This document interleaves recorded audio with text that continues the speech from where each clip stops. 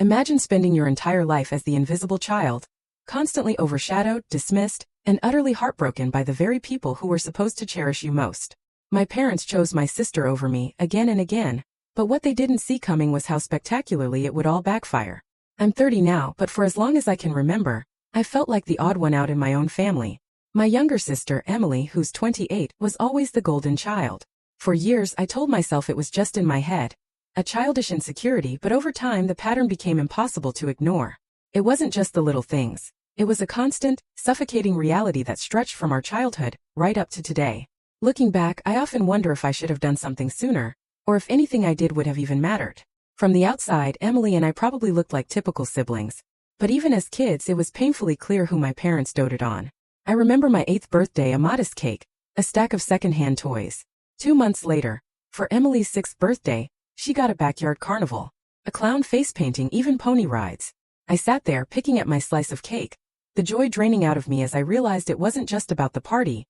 It was about what it symbolized. In school, the favoritism was even more glaring. When Emily struggled with a subject, my parents hired the best tutors money could buy. When I aced my classes, they just shrug and say, "You're so smart, you don't need help." They genuinely thought it was a compliment, but it felt like a dismissal, a quiet invalidation of my efforts. The final crushing blow in my academic life came in high school. I won a regional academic competition, a big deal with trophies and local press. My parents promised to attend, but at the last minute they skipped. Emily had a soccer game. That was their reason. My heart sank. Then came college. I worked my butt off to get into a decent school, knowing I'd be relying on student loans to pay for it. My parents didn't contribute a single cent, just cheered me on as I signed papers that would leave me in debt for years. Emily's experience? The exact opposite. My parents covered her full tuition, no questions asked, and bought her a brand new car as a graduation gift. It wasn't subtle, it was a slap in the face. I remember asking my mom, a hollow ache in my chest, why they couldn't spare anything for me. She just brushed it off with a casual, "It's just different with Emily." Those words still echo. Fast forward to adulthood. I kept working hard, saved every penny, and bought my first home in my late 20s. It wasn't fancy, but it was mine and I was incredibly proud. Emily, on the other hand, drifted from one job to another, usually quitting within a year. She'd call my parents for help every time she hit a financial snag, and they always bailed her out. When I asked for advice during my home buying process, they barely paid attention. Meanwhile, they co-signed a loan for Emily to buy a house that was way out of her budget.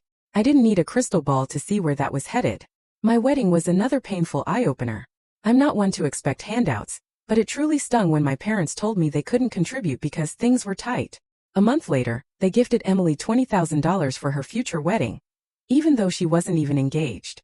It was in that moment, seeing their blatant disregard for me, that I started pulling away. I still loved my family, of course, but I simply couldn't keep pretending I wasn't being treated as less important, less worthy. The family business was another sore spot.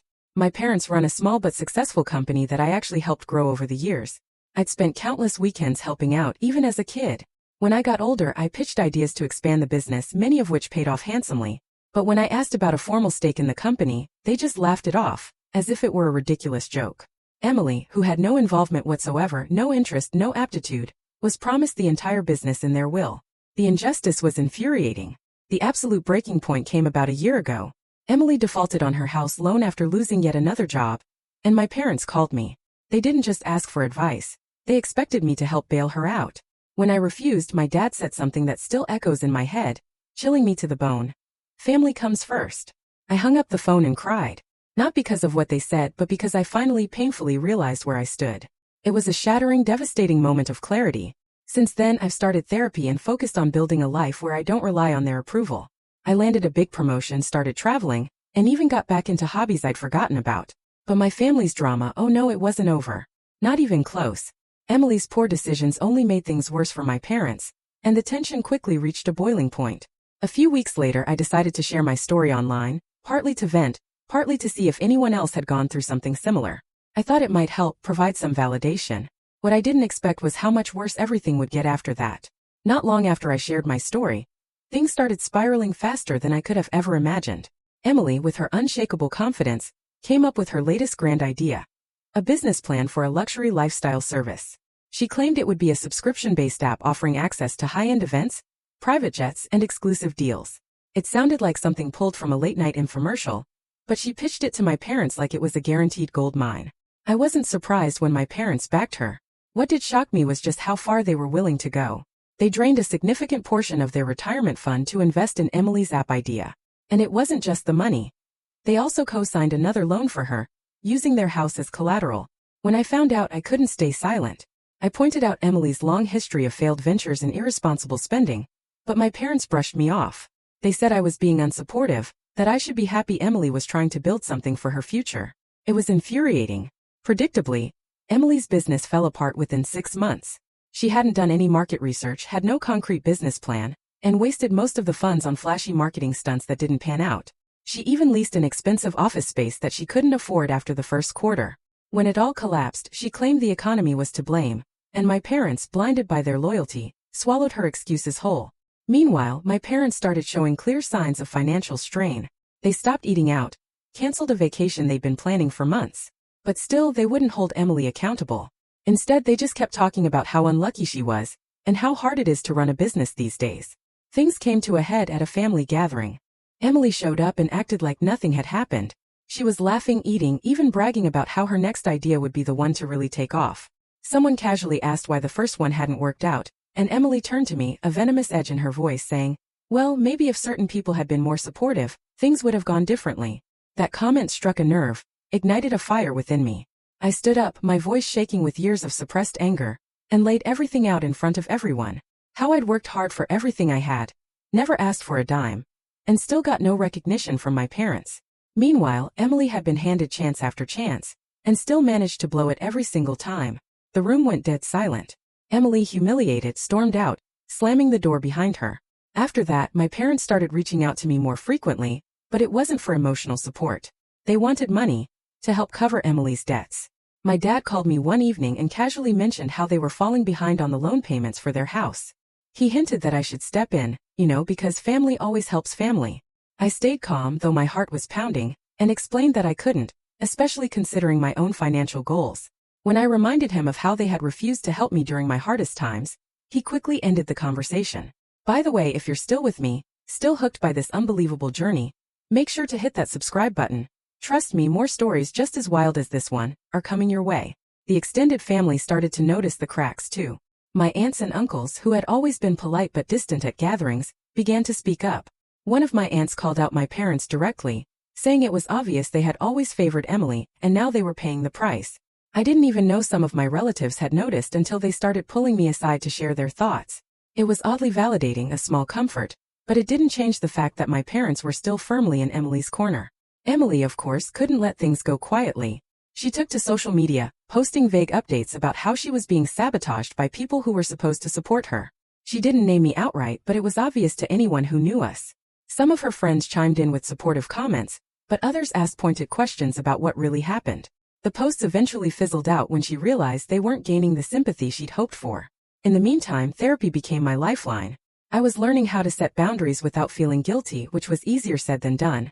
Still, I kept my focus on my own life and tried not to get pulled into the chaos. Then, out of nowhere, I got a message from an old family friend. She'd seen one of Emily's social media posts and reached out to tell me she admired my independence and had always felt I'd been treated unfairly. It wasn't a big gesture, but it felt like a small, quiet win. Things took another drastic turn when Emily was forced to move back home. With her business debts piling up and no steady income, she couldn't afford her rent anymore. My parents welcomed her back with open arms, but it didn't take long for tensions to build. Emily started asking them for more money to get back on her feet, and my parents began bickering over how much they could realistically give her. I thought things couldn't get messier, but I was wrong. My parents started reaching out again, dropping hints about how their finances were worse than they'd let on. They wanted me to step in, not just to help Emily, but to keep their household afloat. I held my ground, knowing that giving in would only enable the cycle to continue. Now, with Emily back home and the financial strain worsening, the cracks in my family's foundation were turning into full-blown fractures. And just when I thought things couldn't unravel further, I stumbled upon a family secret that would change everything. Things started unraveling in a way I couldn't have imagined.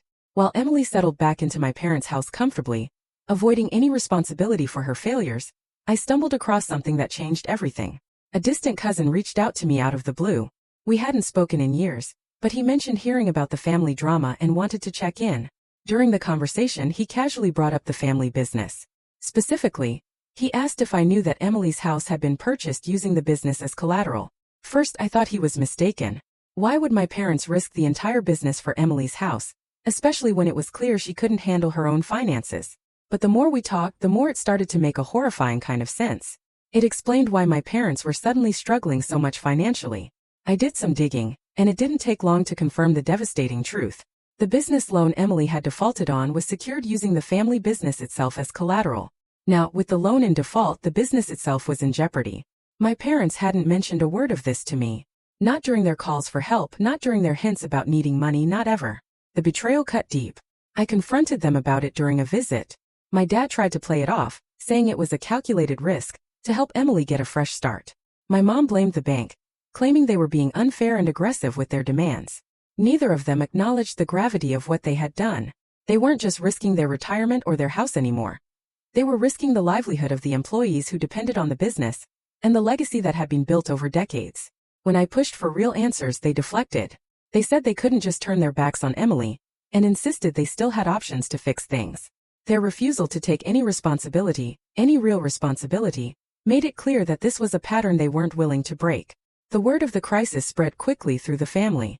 My aunts and uncles decided enough was enough and organized a family meeting. They invited everyone, including me, my parents, and Emily.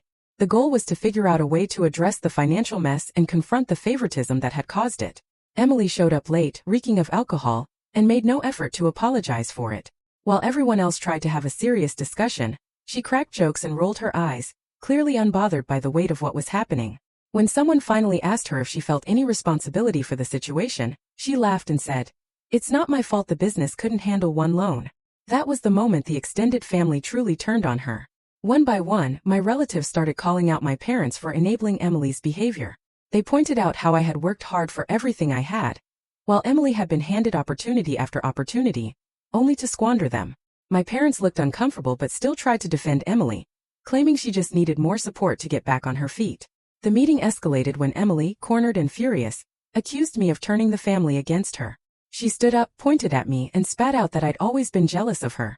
She claimed I was the reason her business failed because I refused to help. The room went silent. My uncle, who had been quietly observing up until that point, finally spoke up and told Emily to sit down and take responsibility for her actions. Emily, predictably, stormed out, slamming the door behind her. After the meeting, I learned something that left me speechless, my blood running cold. One of my uncles mentioned in passing that my parents had changed their will. They had decided to leave the entire family business to Emily, cutting me out completely.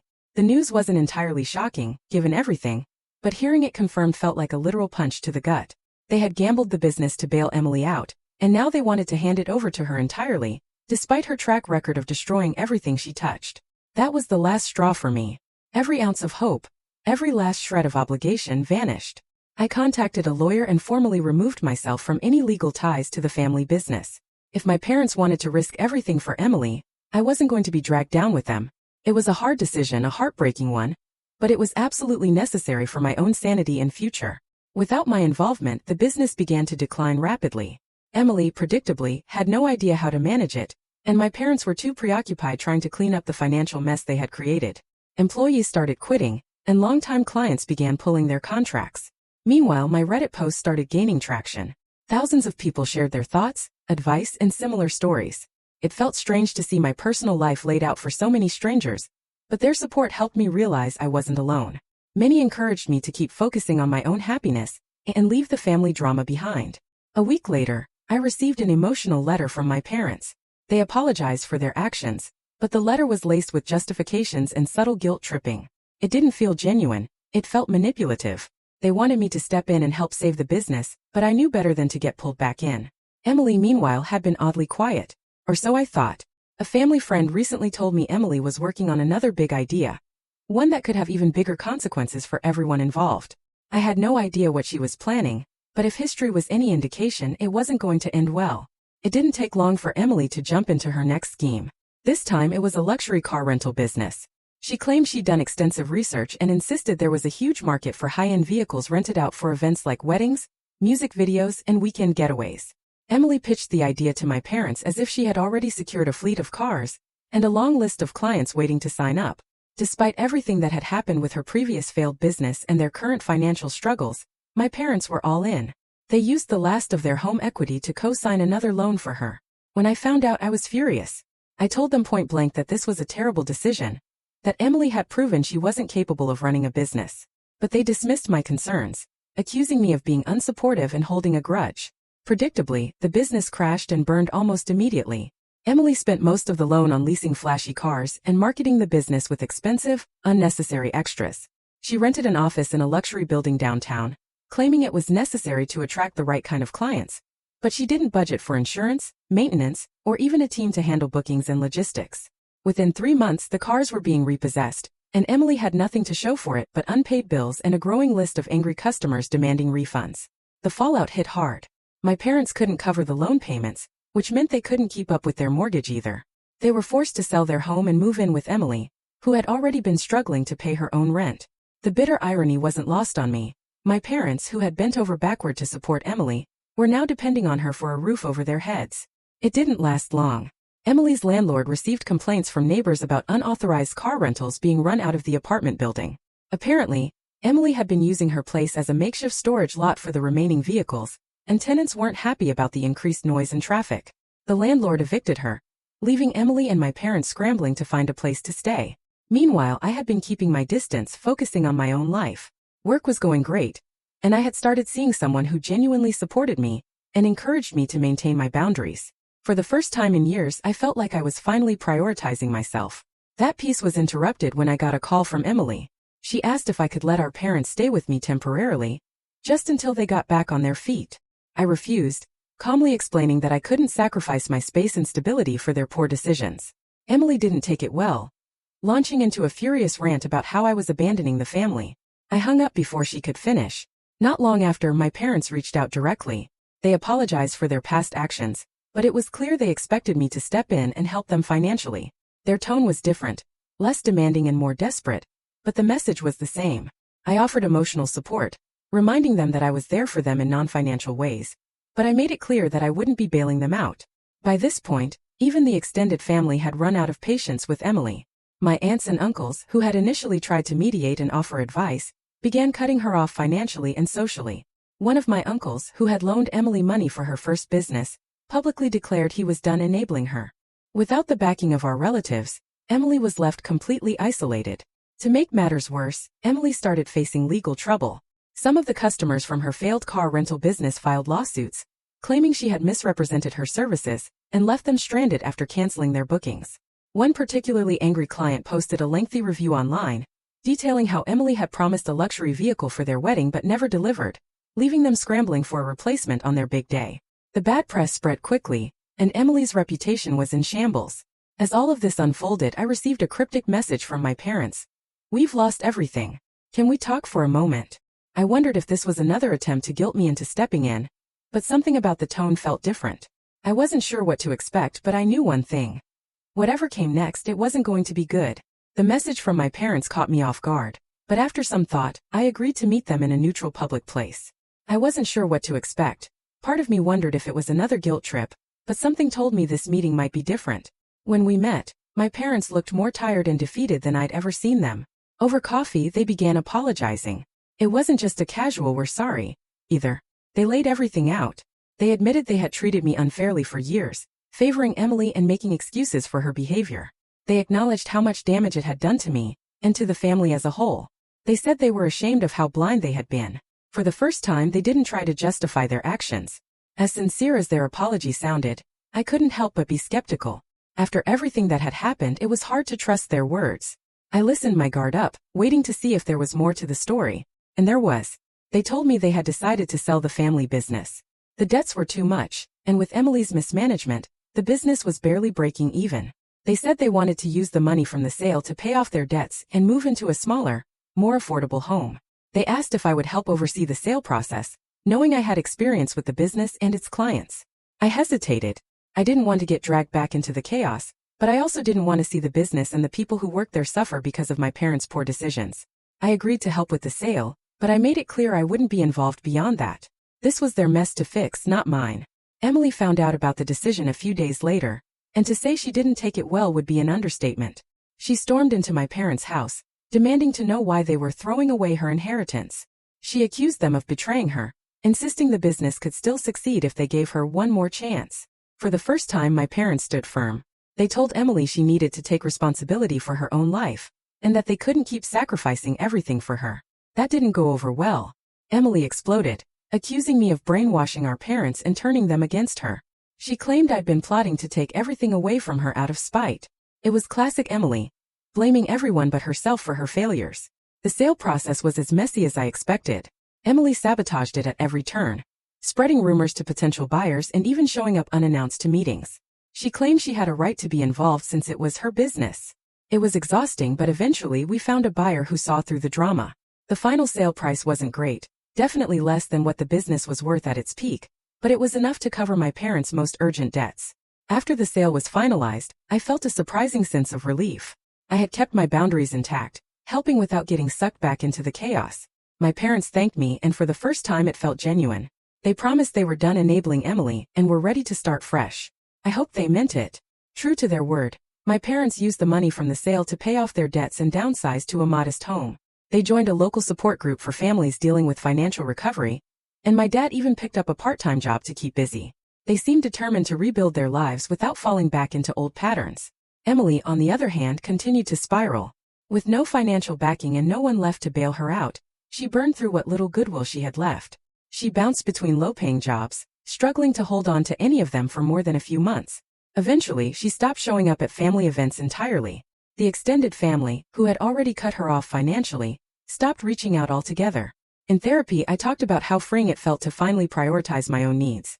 For so long, I had been caught up in the dysfunction, constantly trying to fix things that weren't my responsibility, always seeking approval. Letting go of that had been one of the hardest, but most rewarding decisions I'd ever made. Just when I thought the dust had finally settled, I got a notification. Emily had sent me a message. It was short and cryptic. "You can't hide forever. The truth about this family will come out, and everyone will see you for who you really are." I stared at the message for a moment before closing it. Whatever Emily was planning, I wasn't going to let it drag me back into the chaos. For now, I'm focused on moving forward, but with Emily, there's always another twist waiting around the corner. It didn't take long for Emily to reveal what the truth about the family was. She posted a long rambling screed on social media, accusing me of sabotaging her life and painting herself as the ultimate victim. According to Emily, I had turned the family against her out of sheer jealousy, manipulated my parents into selling the business, and stolen what should have been her future. At first, I braced myself for the fallout, my stomach churning with dread, but the post didn't land the way she thought it would.